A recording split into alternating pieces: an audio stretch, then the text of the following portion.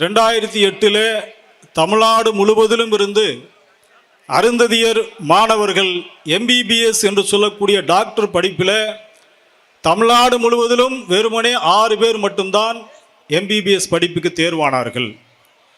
அருந்ததியர் இடஒதுக்கீடு கொடுத்த 2009 அந்த 6 பேர் என்கிற நிலைமை மாறி ஒரே ஆண்டிலே முதல் ஆண்டிலேயே 56 மாணவர்கள் அருந்ததியர் சமுதாயத்திலிருந்து எம்பிபிஎஸ் படிப்புக்கு தேர்வானார்கள் என்பதுதான் வரலாறு. பொறியியல் கல்லூரிகளில் என்ஜினியரிங் கல்லூரிகளில் வெறுமனே 125 இடங்கள் தான் 2008 கிடைத்தது.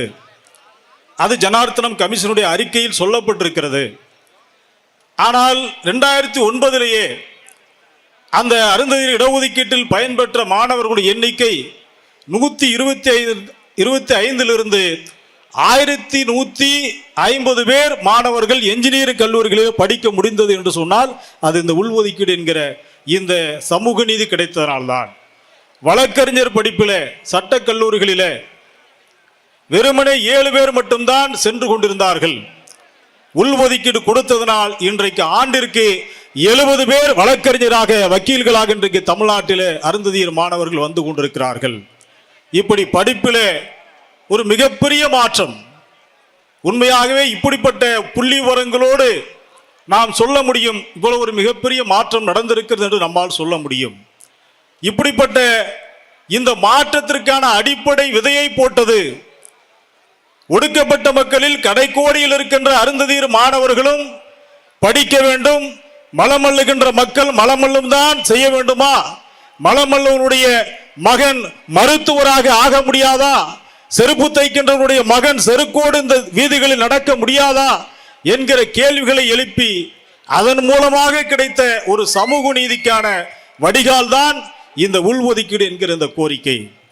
இந்த கோரிக்கையை மார்க்சிய கம்யூனிஸ்ட் கட்சி அன்றைய முதலமைச்சராக இருந்த முத்தமிழறிஞர் டாக்டர் கலைஞர் அவர்களிடம் கொண்டு சேர்த்த பெருமை மார்க்சிய கம்யூனிஸ்ட் கட்சியினுடைய அன்றைய மாநில செயலாளர் தோழர் என் வரதராஜன் என்கிற அந்த தலைவருக்கு சாரும் என்பதில் எந்த மாற்று கருத்தும் இல்லை.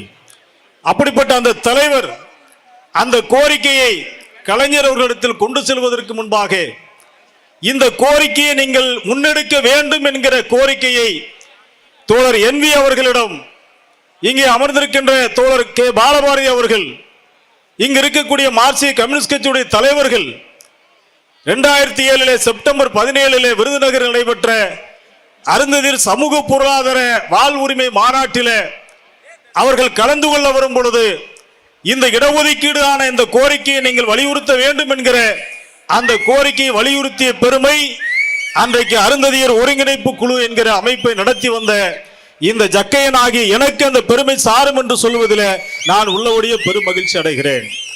ஏனென்று சொன்னால் இதே திண்டுக்கல்லில் நடைபெற்ற மாநாட்டிலே மணிக்கூண்டில் நடைபெற்ற மாநாட்டிலே தோழர் கேபி அவர்கள் தோழர் கே பாலபாரதி அவர்கள் இருக்கிறார்கள். அருந்ததியர் இடஒதுக்கீடு கோரிக்கையை நீங்கள் முன்னெடுக்க வேண்டும் என்று அந்த கோரிக்கையை மேடையிலே முன்வைத்தேன். அன்றைக்கு தோழர் அவர்கள் என்வி அவர்கள் முடிவெடுத்தார். ஜக்கையன் இந்த கோரிக்கையை முன்வைத்திருக்கிறார், கண்டிப்பாக இந்த கோரிக்கையை நாங்கள் முன்னெடுக்கிறோம் என்று அன்றைக்கு வாக்குறுதி கொடுத்தார். இன்றைக்கு அதனுடைய வெற்றி விழாவிலே நாம் பங்கெடுத்திருக்கிறோம். ஒருவேளை தோழர் என்வி அவர்கள் இருந்திருந்தால் இன்றைக்கு இந்த திண்டுக்கல் மாநகரமே எப்படிப்பட்ட ஒரு மகிழ்ச்சியை கொண்டாடி இருக்கும் என்று. ஏனென்று சொன்னால் ஒருவருடைய வாழ்கின்ற காலத்திலேயே அந்த வெற்றியை பார்ப்பது என்பது ஒரு மிகப்பெரிய அபூர்வமான விஷயம்.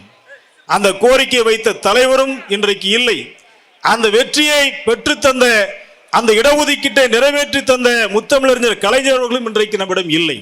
இருந்தாலும் கூட இந்த இடஒதுக்கீடு என்கிற இந்த சமூக நீதி இன்றைக்கு மிகப்பெரிய ஒரு மாற்றத்தை இந்த சமூகத்தில் ஏற்படுத்தி இருக்கிறது என்பதை யாராலும் மறுக்க முடியாது. அப்படிப்பட்ட ஒரு மிகப்பெரிய மாற்றத்தை இந்த சமூகத்தில் நிகழ்த்தி இருக்கிறது.